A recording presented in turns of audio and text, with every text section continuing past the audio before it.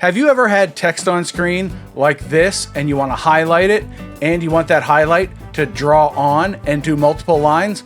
Welcome back to Creative Reality, my friend. I'm John, and in today's video, I'm going to show you how to do just that in DaVinci Resolve. Now, before we go any further, we are going to do more than just the highlighter effect, so strap in, buckle in, sit down, get comfy.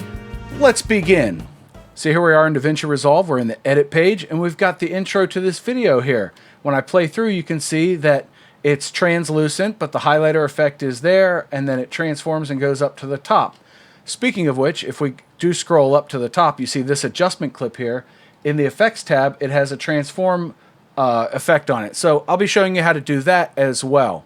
But if you're following along at home, we're going to start with just the plain text that we want to highlight. In my case, it's a screenshot of a PDF of the owner's manual of my pickup truck. That's a lot of ofs. But anyway, we've got our image. I've dragged it onto my timeline, and then we need to go up to effects. If you don't see effects, click on it until you do. And then toolbox, we're going to expand that, come down to generators, grab solid color, and drag it on top. It blacks out the screen. No big deal. The first thing I like to do is change the opacity of that solid color generator. So I'm going to click on the solid color generator, come down to composite, and if all you see is the word composite, click in the blank space next to it, it'll expand. Now in the composite mode, we leave it on normal, but we change the opacity down to about 35%. That's going to be good right there. 35. Boom. Nailed it. It's dark. Don't worry about that. The next thing we want to do is come back to generator, click on our color, and change it. And we can go with green or yellow or blue. Let's do blue today. That sounds like a good one. It's different than the original. You'll know I'm doing it again. And then back in settings, we need to change our cropping. Again, if cropping is collapsed, you can expand it pretty easily. And I want this center text done. And now that we have the opacity down, we can actually do this pretty easily. We can drag these numbers until just the text that we want to highlight is selected or obscured by this highlighter effect. There we go. We've got it good. And now I can use my center mouse wheel to zoom in to make sure it's right. And now that we've got our cropping done, we can play with the softness here, which is how you get that soft edge that I showed in the intro. And it doesn't take much. Notice I'm only at minus 2.2 or so. Now that kind of looks pretty good. Now we're set up, and it may seem unintuitive and a little bit backwards to do it this way, but it will set us up for success in the near future. Notice that all this is happening at the start of the clip, but what if you want to start the highlighting here and end it over there? Well, if I click and put my playhead at the one spot that I want to start the highlighting, and I've got snapping turned on, you can click here or use the N key, just make sure it's enabled. We can then drag our solid color generator over to where it starts at the playhead, and then right about here is where we want to have it fully engaged, fully highlighted.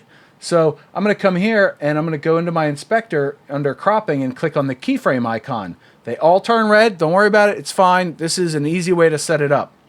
Now when I go back to the start of my clip, notice all the keyframe icons are grayed out. I can drag the crop right over until it's just a little blurb.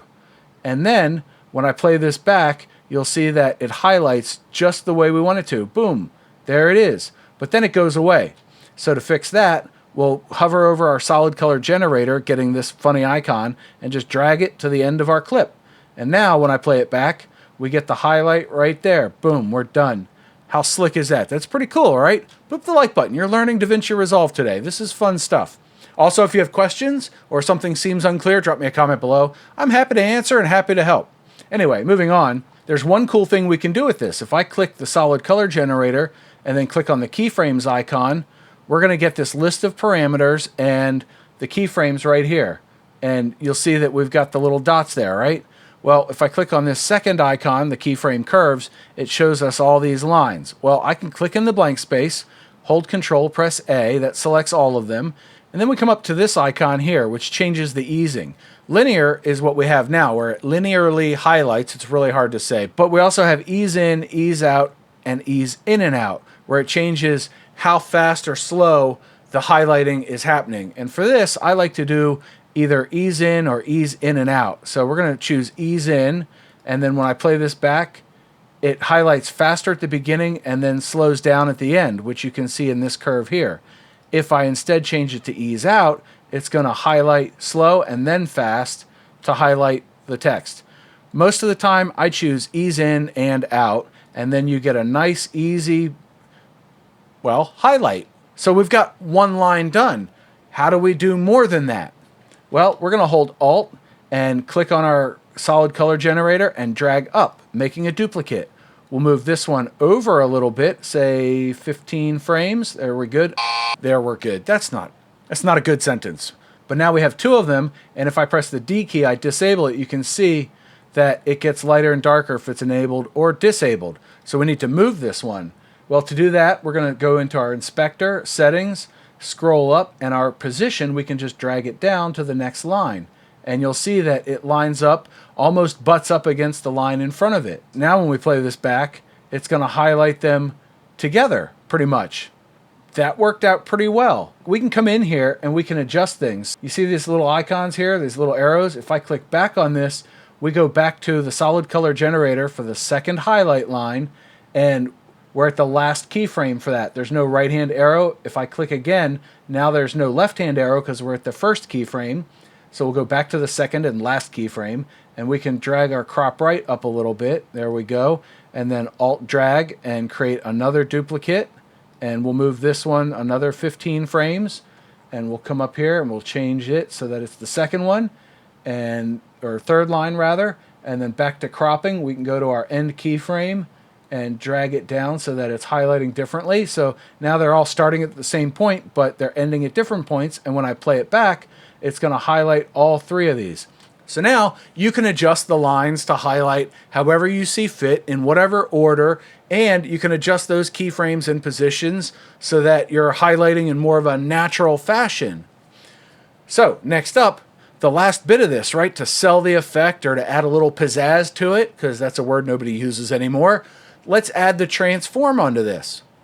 Well, to do that, I'm going to go up to Effects, and I'm going to go to Effects, and I'm going to drag on an adjustment clip. Now, I can't really see all my stuff in one fell swoop here, so I could either hover over this line here and drag up to make room, or I can come up and click on this icon, which allows us to change the track height. So I can bring this down, and then that gives me more room if I highlight and drag the line down again. There we go. Now we can see all of them in one fell swoop. So I can adjust my adjustment clip to last the entire length, and then adjust these to cut out at the same point. And now all this is set up, but nothing's happened yet because our adjustment clip is blank. There's no effects on it. Now to find this effect, we bring up our toolbox and we type in transform. It's not in effects. It's going to be in filters. So I click on filters. There's transform. We drag it right onto our adjustment clip, and then we can close our magnifying glass. And under open effects, in effects, we have transform. I'm going to change this from sliders to canvas. You can also use pins, but canvas works well here. And then we need to add the overlay so we can modify this, right? So this icon right here gives us all the overlays. We have transform, which I use quite a bit, crop, dynamic zoom, open effects overlay. That's the one we want, so I'll click on it, and you'll see these red lines now. Center our mouse wheel to zoom out, and you'll see that we've got our canvas is right there. So now we can animate this. But we need to set up a first keyframe. So what I'm going to do is modify this transform to be how I want it to start for this clip. So I'm going to start by dragging the corners, and you've got 9 rectangles here. If you drag the center one, it's going to drag the whole thing. Control Z to undo. If you drag the left, right, up, or down center sections, it changes the whole side or the whole top.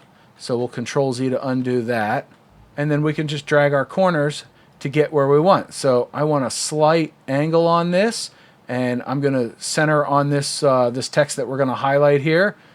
Now, to do the animation, again in our inspector, effects, open effects, transform, we need to expand the animation area, and we have canvas keyframes. We'll click on the keyframe icon. Notice my playhead is at the start of the clip, and then we're going to go to the end of the clip, use our left arrow to go back 1 frame, so we're on the last frame of this clip. If you have other stuff over here, it'll show you that when you go to the end of this clip. It's a whole Resolve thing. Just trust me and do the 1 arrow back. Now, again, I'm going to make adjustments so that the right-hand side is bigger, and the left-hand side is just a little bit smaller. If we turn off this overlay by clicking on the icon for it, now all the lines went away. Press Z to zoom to fit, and then we can play this back again. You can see the text is moving and it's highlighting. So we did all of that in just a few minutes. How cool is that? So now we have a highlighter effect over text where you can change the opacity of it, the sizing of it. You know how to keyframe it. You know how to smooth the keyframes. I'm running out of fingers here. And we can transform it so that it really sells the effect. How nifty is that? I'm bringing back all the old-timey slang. Hop on the trolley, Rube. Anyway, thank you very much for watching. I do appreciate your time today. If you learned anything, drop me a comment below. I hope you'll leave this video a like, consider subscribing. That was what hopping on the trolley, Rube, meant. And I'll see you over in this video next. It's one of mine. I'm sure you'll learn something there. Thank you very much. John out.